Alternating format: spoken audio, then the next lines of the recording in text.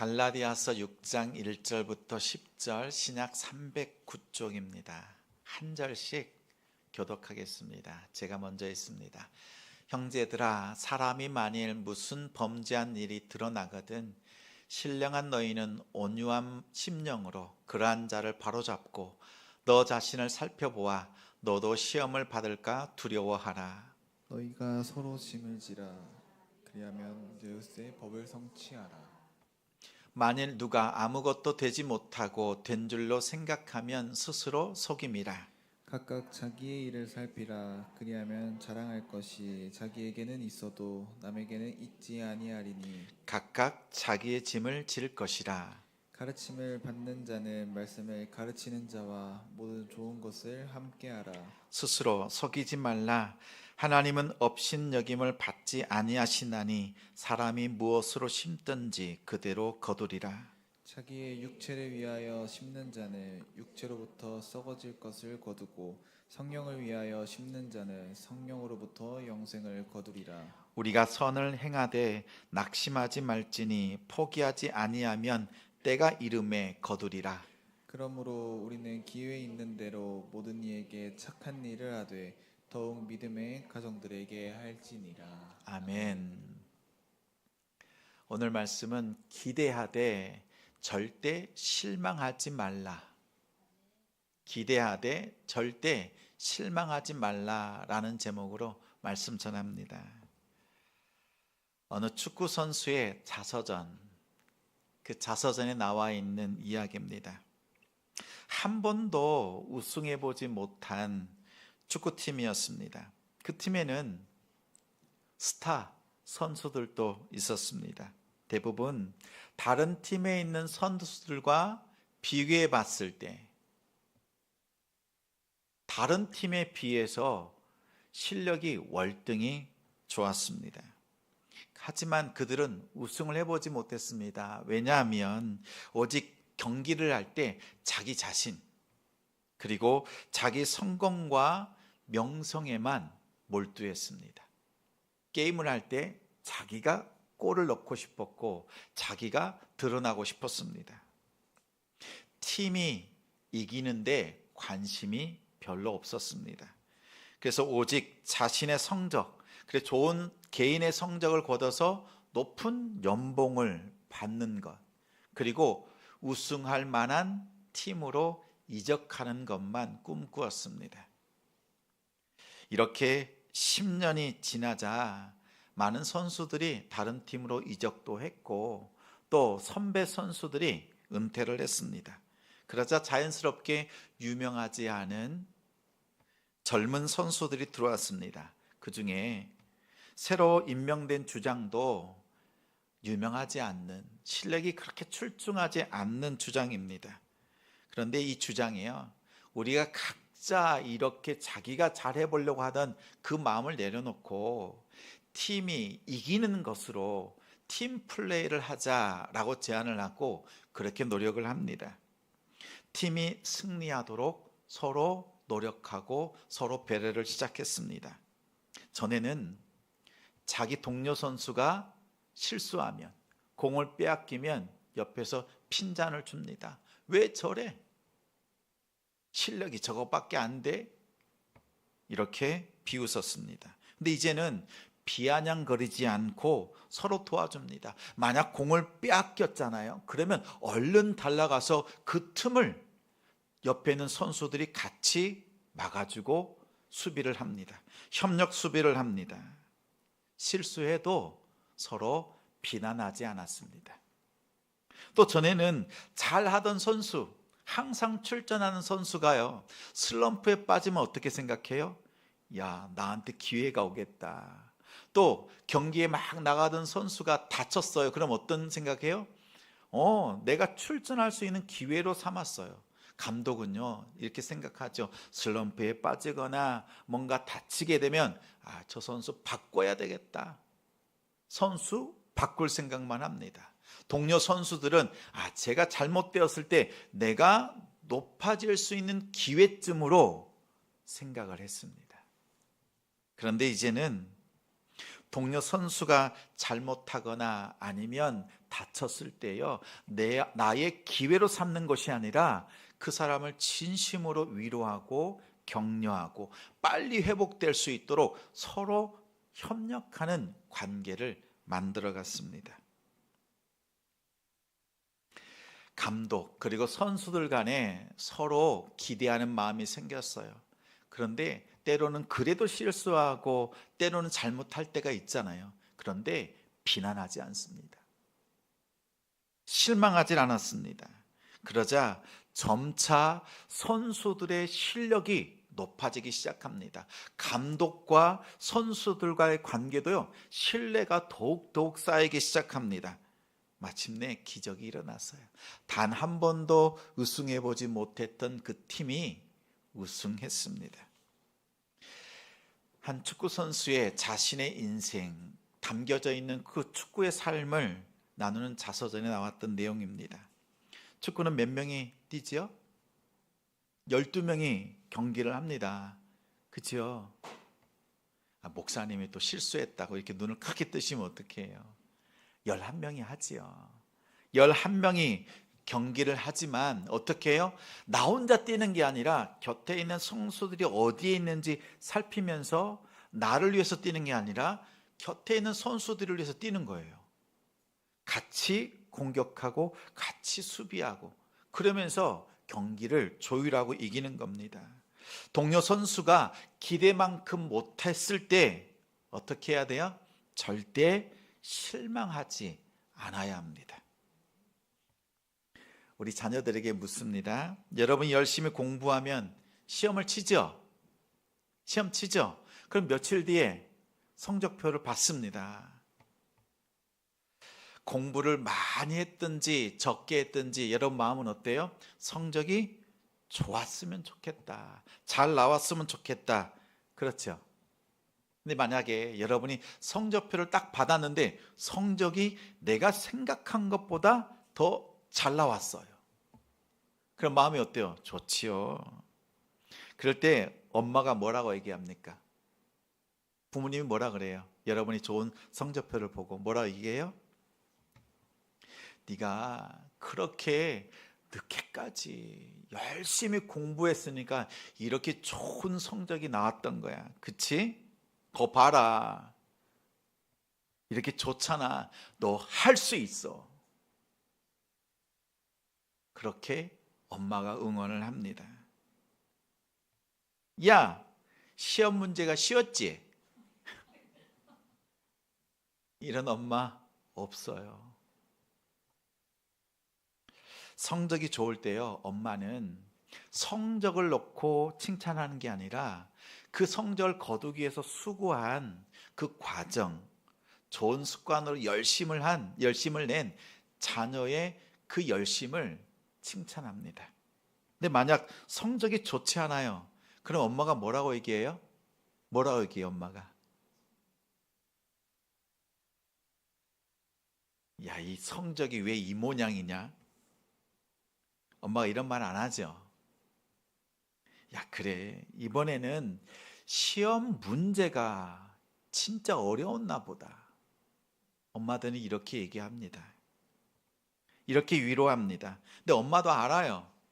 게임하느라고 공부 안 한 거, 친구들하고 노느라고 또 스터디 카페를 가긴 갔는데 자기가 하고 싶은 것을 하거든요.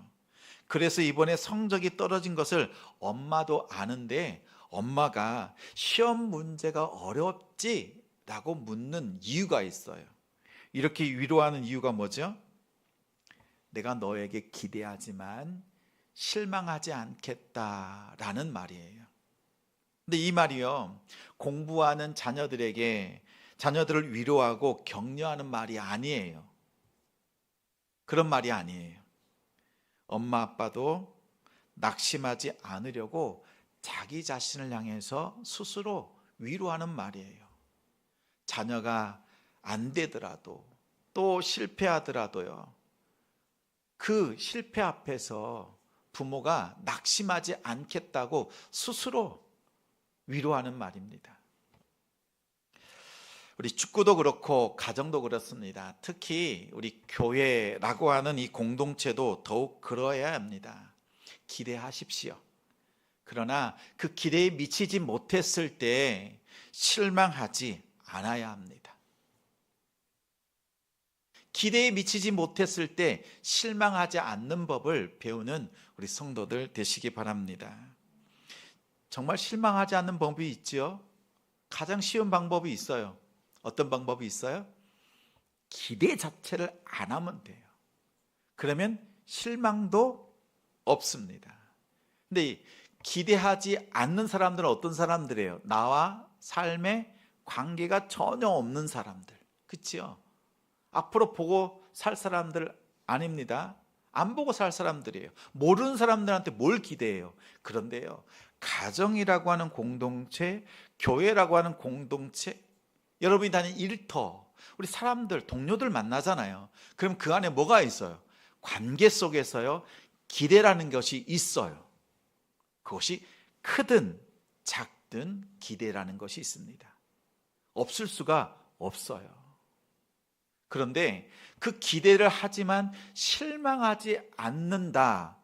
이것은요, 거의 어렵습니다. 실망하지 않는 것은 참으로 어렵습니다. 근데 오늘 말씀해 보니까 공동체 안에서 한 성도가 죄를 지었습니다. 어떠한 죄인지는 모르지만 갈라디아 교회 안에 있는 한 성도가 죄를 지었어요. 성도들 간에 그 기대가 있는데 기대가 어긋났을 때 과연 우리 성도들은 어떻게 해야 되는가? 사도 바울이 1절, 2절을 통해서 성도들에게 권면했습니다. 1절, 2절 같이 읽겠습니다. 화면을 보고 있습니다. 형제들아, 사람이 만일 무슨 범죄한 일이 드러나거든 신령한 너희는 온유한 심령으로 그러한 자를 바로잡고 너 자신을 살펴보아 너도 시험을 받을까 두려워하라. 너희가 짐을 서로 지라. 그리하여 그리스도의 법을 성취하라. 무슨 잘못이 드러나거든 뭔가 죄를 지었다면 온유한 심령으로 바로잡으라고 합니다. 여기서 온유한 심령이 뭘까요? 온유한 심령, 따뜻한 마음일까요? 아니면 부드러운 마음일까요? 여기서는 1절 후반절에 나오는 내용들입니다. 나도 이 사람과 같은 잘못, 같은 죄를 지을 수 있다라는 것을 생각하라는 거예요. 자기 자신을 살펴보라는 거예요. 자, 냄새나는 우리 뱃속에 뭐가 있어요? 냄새나는 배설물이 우리 뱃속에 가득 있습니다. 그치요? 이것이 안에 있으니까 우린 겉모양은 깨끗한 척 합니다. 그렇지요? 근데 이 안에 있는 배설물이 조금만 바깥에 나와 보십시오. 냄새 나죠? 그럼 어떻게 해요? 기겁을 합니다. 지금 갈라디아 교회 안에 있는 그 성도가요, 그 죄가 겉으로 드러난 거예요. 그래서 겉으로 죄가 드러나서 죄가 겉으로 드러난 죄인인 거예요. 그럼 우리는 뭐예요? 우리의 죄가 겉으로는 드러나지 않았지만 우리 속으로는 죄가 가득합니다. 다른 말로 뭐예요? 겉으로 죄가 드러났거나 아니면 드러나지 않았거나 둘 다 죄인인 거예요. 둘 다 죄인. 다시 말해서 이 사람이 죄를 지었다 그래서 아래로 볼 것이 아니라는 거예요. 나 역시 아래에 놓여져 있는 한낱 죄인에 불과하다라는 말씀입니다. 같이 고백하겠습니다. 나도 죄인이다. 나도 죄인이다.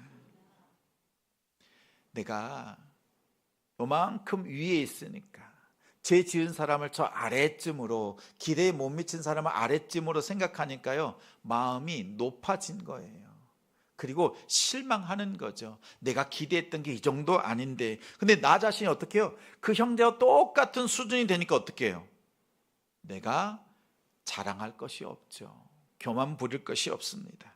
우리는 똑같은 죄인입니다. 여기서 서로 짐을 지라고 했는데, 이 짐을 지라고 하는 것은, 짐은 누가 지는 거예요? 주인이 지는 거예요? 종이 지는 거예요? 종이 짐을 짊어지는 것을 말합니다. 그런데 형제의 죄와 잘못을 분담하거나 그것을 그냥 덮어주라는 말씀이 아닙니다. 매를 때리는 것처럼, 매를 때릴 때 어떻게 때려요? 아프게 때리죠. 그런데 때리는 이유가 뭡니까? 아프라고 때리는 거예요? 돌이키라는 거죠.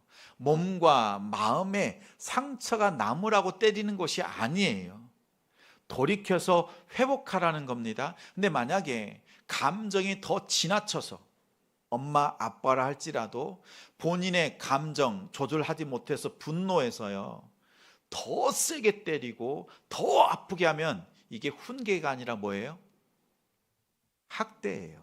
학대. 그러면 안 돼요. 영적으로도 그렇습니다. 내가 잘 알고 있다고 해서 연약한 지체를 향해서요, 말씀으로 막 때려요. 왜 그것도 못해? 말씀이 이렇게 얘기하는데. 근데 그것이 그 지체가 다시 회복하고 정말 하나님의 형상으로 함께 예배하는 자리로 나오는 게 아니라, 더 만약에 모질게 한다면요, 영적인 학대예요. 서로 짐을 진다는 것은 서로 낮은 자리에서 높여주는 것을 말합니다. 학대가 아니라 정말 바르게 훈계하고 또 바른 길로 설 수 있도록 같이 돕는 것을 말합니다. 그래서 사랑으로 서로 낮은 자리에서 서로 종 노릇한다 말합니다. 우리 성도들은 이러한 자리, 이렇게 서로 낮은 자리에서 서로 섬겨줄 수 있는 우리 성도가 됩시다. 그런 교회 만듭시다. 그런데 말처럼 이렇게 되면 얼마나 좋아요. 이게 잘 돼요, 안 돼요? 일단 교회를 떠나서 여러분 가정에서 이게 잘 돼요, 안 돼요? 가정에서는 지독스럽게 안 됩니다. 낮아지는 것, 이게 안 돼요. 오히려 상대방의 죄를 보면서 범하는 대표적인 두 가지 죄가 있어요. 오늘 사도 바울은 성도들을 향해서 이 두 가지 죄를 경계하라고 말씀합니다. 첫째는요, 자기를 속이는 겁니다. 자기를 속이는 것. 다른 말로 자기 기만이라고 합니다. 자기를 속인다는 것은 이런 뜻입니다. 나는 옳다라고 생각하는 거예요. 나는 바른 길에 서 있다 생각하는 거예요. 그래서 다른 사람들 어떻게 생각해요? 그 사람이 잘못된 길을 가고 있다, 이렇게 생각하는 것을 말합니다. 오늘 말씀 3절부터 5절까지 같이 읽겠습니다. 만일 누가 아무것도 되지 못하고 된 줄로 생각하면 스스로 속임이라. 4절, 각각 자기의 일을 살피라. 그리하면 자랑할 것이 자기에게는 있어도 남에게는 있지 아니하리니 각각 자기의 짐을 지를 것이라.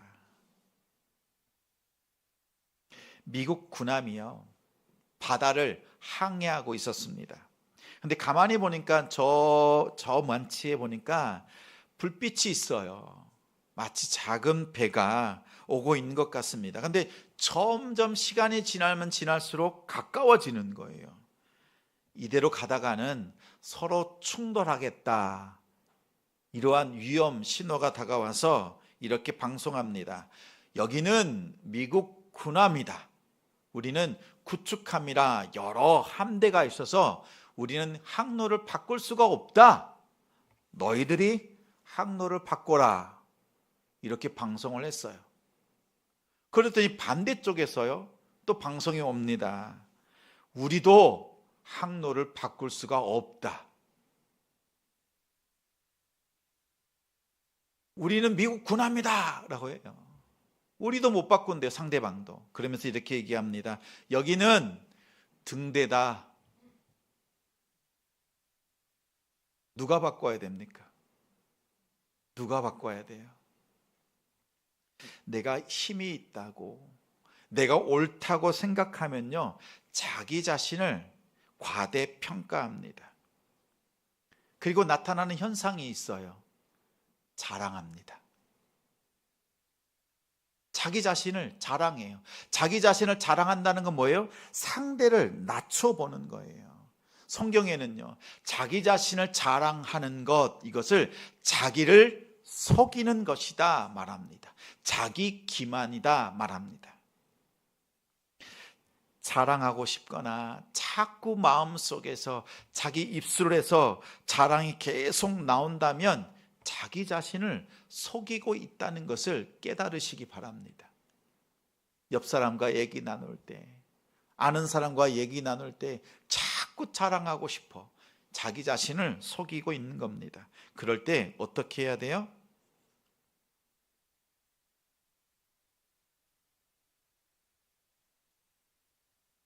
침묵하는 게 더 좋아요. 자, 보십시오. 우리 뭘 자랑해야 됩니까? 은혜를 자랑해야 됩니까? 은혜 받은 나를 자랑해야 됩니까? 더 나아가 은혜를 주신 분을 자랑해야 되겠지요. 기도 응답, 기도의 응답을 주시는 분을 자랑해야 됩니까? 그 응답 받은 나 자신을 자랑해야 됩니까? 무엇을 자랑해야 될지 아시겠지요? 근데 만약에 곁에 있는 성도가 그것을 눈치채지 못하고 계속 자랑해요. 그럼 어떻게 해야 돼요? 가서 입을 막아요? 어떻게 해드려야 됩니까? 그때는 기침하십시오. 기침. 이렇게 겸손.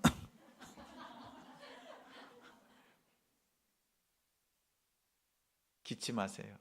겸손이라고 기침하세요. 알게, 깨닫게. 그리고 우리 여러분 자신도 기억하세요. 내가 계속 자랑한다. 나의 교만이 나오는 것이고 그 교만은요, 나를 속이는 것입니다. 당시 갈라디아 교회 성도들이요, 자랑하는 게 있었어요.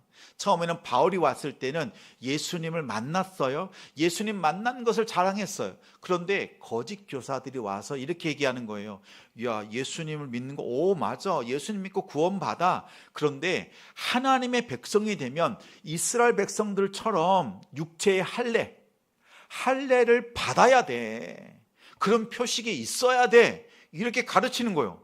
그러니까 성도들이 혼란스러운 거예요. 우리가 바울을 통해서 듣기로는 예수 믿고 구원받는다고 생각했는데 육체의 할례? 이것도 해야 된대? 이것도 있다면 더 확실하겠다. 그러면서 육체의 할례를 받는 것에 대해서 좋게 생각하고 자랑하기 시작한 거예요. 바울이 이 소식을 듣고 갈라디아 교회 성도들에게 보낸 거예요. 이 편지를. 너희가 육체의 자랑을 할 것이 아니라 성령을 통해서 예수님 믿고 마음의 할례를 받은 것을 자랑해야 되지 않겠느냐. 어찌 구약에 있는 육체의 할례를 자랑하느냐. 모세도 말했거든요. 너희가 자랑할 것은 마음의 할례니라. 예수 만난 것을 자랑해야 되지. 과거에 하나님의 백성이라고 아브라함이 할례 받았던 그 할례를 쫓아서 하는 것 아무 소용이 없다. 이것을 전한 거예요. 우리가 겉으로 드러나 있는 것 자랑할 것이 없습니다. 자랑할 것이 있으면 여러분 자신에게만 하십시오. 다른 사람에게는 하지 않는 것이 더 유익합니다. 예수 외에 다른 것 자랑하지 마시고 다른 것으로 구원받을 길이 없습니다. 다른 것을 자랑한다면 스스로 여러분을 속이고 있는 것입니다. 우리 성도들은 예수님만 자랑합시다. 마음의 할례, 그것도 사람들 앞에서 말할 것도 아니에요. 오직 하나님께만 자랑할 수 있는 우리 성도들 되길 바랍니다. 사람이 죄를 지었을 때 우리가 첫 번째 쉽게 범하는 죄가요, 나를 높이는 거예요. 나 자신을 속이는 것이었어요. 두 번째 행하는 실수가 있어요. 두 번째 실수, 그것은 하나님을 속이는 겁니다. 하나님을 속이는 거예요. 자신을 속인 사람이요, 하나님을 속입니다. 6절, 7절, 8절 같이 읽겠습니다. 가르침을 받는 자는 말씀을 가르치는 자와 모든 좋은 것을 함께하라. 7절 스스로 속이지 말라. 하나님은 업신여김을 받지 아니하시나니 사람이 무엇으로 심든지 그대로 거두리라. 자기의 육체를 위하여 심는 자는 육체로부터 썩어질 것을 거두고 성령을 위하여 심는 자는 성령으로부터 영생을 거두리라. 콩 심은데 그쵸? 뭐가 나요? 콩 나고. 팥 심은데 당연한 말이지요. 무엇을 심든지 심은 것이 그대로 나옵니다. 이것은 사람이 정한 것이 아닙니다. 하나님께서 정하신 이치입니다. 심은 대로 거두는 이치를 무시한다면, 하나님께서 정해놓으신 이 이치를 무시한다면 하나님을 무시하는 것과 똑같습니다. 심은 대로 거두는 것이 하나님의 법칙이에요. 그런데 심지 않고 거두려고 하는 것, 하나님을 업신여기는 거예요. 적게 심고 많이 거두려고 하는 것, 욕심이지요. 욕심이 잉태한 즉 죄를 낳고 죄가 장성한 즉 사망을 낳느니라. 욕심 때문에 죽음에 이를 수밖에 없습니다. 심는 대로 거두는 것이 하나님의 방법입니다. 그러면 어떻게 해야 됩니까? 잘 심어야 합니다. 잘 심어야 돼요. 잘 심는 비결이 있어요. 오늘 말씀에 잘 심는 비결을 알려주셨습니다. 6절 말씀 같이 읽겠습니다. 가르침을 받는 자는 말씀을 가르치는 자와 모든 좋은 것을 함께하라. 자, 이 말씀 속에는요, 목사님, 말씀을 가르치고 선포하는 목사님, 또 교육자들을 잘 섬겨라 라고 하는 그 뜻이 이 안에 있어요, 없어요? 없어요? 있어요. 그 뜻은 이런 뜻입니다. 당시 사도 바울은 지중해 연안을 돌면서 1차 전도 여행, 그때는 안디옥 교회에서 파송을 받았거든요. 그리고 선교 후원금을 받았어요. 그래서 열심히 전도했어요. 갈라디아 지역을 했습니다. 이 지역을 첫 번째로 갔던 곳이 이 갈라디아 지역이었어요. 두 번째는요, 이제는 고린도 지역까지 가서 복음을 2차 전도 여행, 또 에베소 교회를 베이스 캠프로 삼아서 3차 전도 여행, 그리고 선교 후원을 받아서 로마에까지 포로로 잡혀서 가면서까지도 그곳에 가서도 복음을 전하는 사람이 되었어요. 근데 바울은 자신의 자비랑 선교를 했습니다. 텐트 메이커로서 자기 일을 하면서 성도들, 교회에 손을 벌리지 않고 사역을 하고자 했습니다. 그런데요, 사도 바울이 말하는 거예요. 아무리 자기가 자비랑으로 선교를 하고 있지만 성도들의 후원, 성도들의 헌금이 없었다면 이렇게 로마까지 1차, 2차, 3차, 또 4차 로마까지 땅끝까지 복음을 전하는 일이 불가능했을 것이라고 말합니다. 특히 데살로니가 전서에 보면 성도들에게 편지를 보낼 때 이렇게 말합니다. 여러분들이 힘에 지나도록, 여러분의 형편을 잘 알고 있는데 여러분의 형편에 뛰어넘도록 그렇게 나를 향해서 복음을 전하는 일에 선교 후원금을 보내주셔서 너무나 감사하다. 여러분의 그 헌금과 헌신을 통해서 하나님께서 기뻐 받으시고 복음이 힘있게 증거되고 있습니다. 이 편지를 써서 보냈습니다. 보십시오. 그냥 목사님에게 맛있는 음식 대접해라, 이 정도가 아니에요. 오늘 6절 말씀은 좋은 것을, 모든 좋은 것을 함께 나누라고 하는 것은 하나님의 거룩한 일, 선한 일에 동참하는 것을 의미합니다. 이것이 더 적극적인 의미입니다. 우리 모든 성도들은 하나님의 말씀, 복음이 전해지는 곳, 가르쳐지는 곳, 한 영혼을 구원하는 그 선한 일에 모든 성도들이 함께 참여하고 함께 달려가기를 소망합니다. 왜냐하면 하나님이 기뻐하시는 일이니까요. 오늘 우리가 이렇게 예배 드리는 것은 나의 구원만을 위해서, 나의 가족들의 구원만을 위해서가 아니에요. 성경에 보면 놀라운 말씀이 있어요. 너의 구원만을 위해서 믿음 생활하라 없어요. 자신의 구원만을 이런 게 없어요. 구원은요, 공동체의 구원이에요.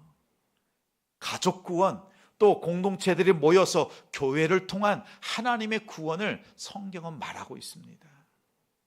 성도 여러분, 우리가 자그마한 마음을 다해서 또 하나님 앞에 헌물을 드리면서 이 헌물이 하나님의 사역에 동참하고 있다는 사실을 기억하시길 바랍니다. 여러분의 온전한 11조, 여러분의 감사의 헌물들, 여러분의 마음을 다해서 드리는 이 모든 것이요, 하나님의 기뻐하시는 사역에 여러분이 동참하고 있는 증거입니다. 모든 성도들이 함께 동참하고 또 함께 하나님을 기쁘시게 드릴 수 있는 우리 성도들 되시기 바랍니다. 교회도 심지 않고 거두는 것 없습니다. 교회도 심어야 거둡니다. 복음 사역도 여러분의 후원과 섬김이 없이는 이루어질 수가 없습니다. 전도지 한 장, 현수막 하나, 차량 운행 하나, 여러분의 헌금과 헌물로 진행되는 하나님의 역사입니다.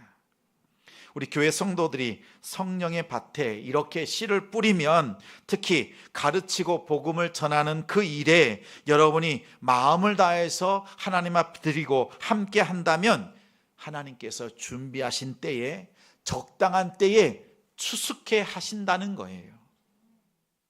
만약 우리가 그 하나님의 복음 사역의 기쁨으로 참여하지 않고 자신의 유익을 위해서만 쓴다면 그가 거둘 것은 영생이 아니라 썩어질 것만 거둘 수밖에 없다.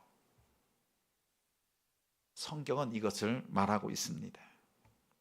오늘 사도 바울은 마지막 9절과 10절에 이렇게 당부합니다. 주의 선한 일에 헌신하고 수고한 성도들 감사하고 축복합니다. 하나님 앞에 참여한 하나님의 동력자 여러분 감사합니다. 이제는 우리가 하나님 앞에 심었으니 끝까지 인내합시다.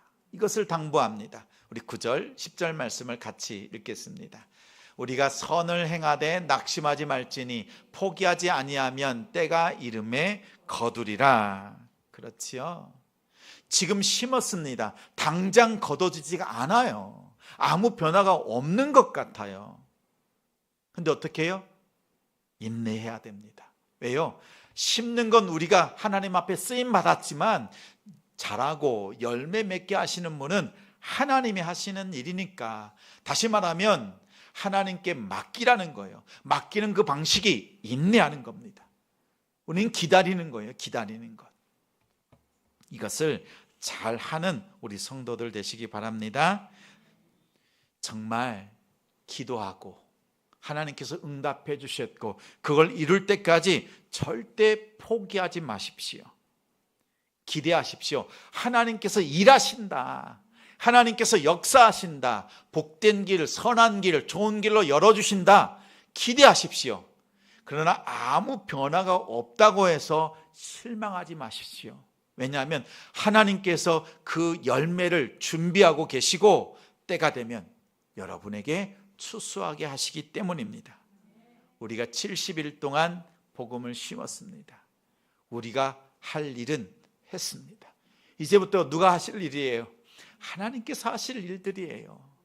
함께 예배하고 하나님 앞에 이렇게 찬양하고 기쁨으로 예배할 수 있는 가정들 붙여주시겠죠. 하나님이 하시는 일들이잖아요. 그리고 바울은 우리에게 말합니다. 예수님 바라보라고 해요. 우리가 세상을 바라보고 사람을 바라보면 기대했다가 실망 안 합니까? 매번 실망하고 좌절하잖아요. 근데 누굴 바라보라는 거예요? 예수님 바라보라는 거예요. 예수님은 우리를 단 한 번도 어떤 순간도 우리를 실망시킨 적이 있어요, 없어요? 없어요. 단 한순간도 우리의 손을 놓으신 적이 없어요. 우리가 주님의 손을 놓았지. 그래서 우리는 하나님으로부터 떨어진 줄 알았더니 예수님이 우리 손을 꽉 잡고 있어요. 나는 놓았지만 주님은 놓지 않으시는 분이세요. 그래서 내가 주님 앞에 붙어 있는 겁니다. 예수님은 단 한 번도 우리를 놓지 않으세요. 단 한 번도 우리를 실망시키신 분이 아니세요. 그런데 예수님의 제자들은 어떻게 했어요? 12제자를 세우셨고 그들을 3년 동안 가르치셨고 그들을 향한 계획이 있었어요. 기대가 있어요. 땅끝까지 복음을 전하고 증인이 되는 것, 그 주님의 계획이 있어요. 근데 3년의 수업을 다 마치고 부활 승천하실 때 제자들이요, 하나님의 나라가 언제 임합니까? 이렇게 물었어요. 이미 하나님 나라 되신 예수님이 이 땅에 오셔서 하나님의 나라가 확장되어져 가고 있는 그 현장을 체험하고도 깨닫지 못했어요. 예수님의 기대에 한참 미치지 못했습니다. 그러나 예수님은 제자들을 바라보시면서 단 한순간도 실망하지 않으셨어요. 늘 기대하셨고 늘 기대에 미치지 못했지만 예수님은 단 한순간도 실망하지 않으셨어요. 우리가 이 예수님을 바라봐야 되겠습니다. 남편 보지 말고요, 아내 보지 말고, 자식 보지 말고, 부모님 생각하지 말고요, 그 순간에 주님 바라보면서, 내가 주님 바라보면서 단 한순간도 주님이 나를 실망시키신 적이 있던가, 이것을 기억하시면서 이번 한 주간 기대하시면서 또 절대 실망하지 않는 한 주간을 살아내는 우리 성도들, 가정이 되시기를 주님의 이름으로 축원합니다. 축원합니다.